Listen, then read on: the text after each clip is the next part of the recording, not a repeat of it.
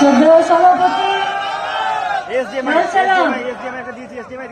মঞ্চে উপস্থিত আছেন আমাদের পার্টির নেতৃত্বরা এবং আমাদের পার্টির নেতারা শুধু মঞ্চে নেই, আমাদের পার্টির নেতারাই গোটা মাঠে আছে, আমাদের পার্টির নেতারাই গোটা কোচবিহারে আছে, আমাদের পার্টির নেতারা সকালে প্রচারে বেরিয়েছে, মার খেয়েছে, সেই নেতাও মাঠে আছে।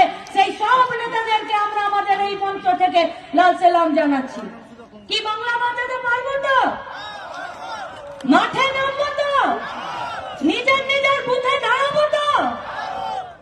কিছু দুষ্টু আর চোর গরু আমাদের গোটা কোচবিহারে পাড়ায় পাড়ায় গলিতে গলিতে ঘুরছে, আর একবার এদিকে ঢুসাচ্ছে, আবার ওদিকে ঢুসাচ্ছে, আর ভাবছে কারো দাঁত ফাটিয়ে, কারো ঠোঁট ফাটিয়ে, আর কারো মাথা ফাটিয়ে ওই সকালে গাজীদার মতন যাকে আক্রমণ করলো, ভাবছে এই দিয়ে ওরা বোধহয় আমাদেরকে ভয় দেখিয়ে দেবে।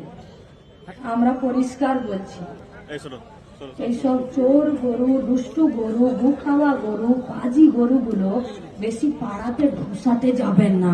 গলাতে মোটা জাপটা কাঠ হোড় বেঁধে দিতে নেমেছে লাল ঝান্ডা। কাউকে রাস্তাতে ফুটো মস্তানি করতে দেবে না। এই বাংলাকে বাঁচাতে হবে। একটা সুস্থ সবল শস্য শ্যামলা কারখানা, কৃষি, জমি, ছাত্র, স্কুল, হসপিটাল নিয়ে এ বাংলা নিজেদের অনেকটা জায়গা পূরণ করেছিল। আজকে সেই বাংলাতে আজকে কৃষকরা ধুঁকছে। আজকে সেই বাংলাতে প্রত্যেকটা দিন স্কুলের গেটের তালা পড়ে যাচ্ছে।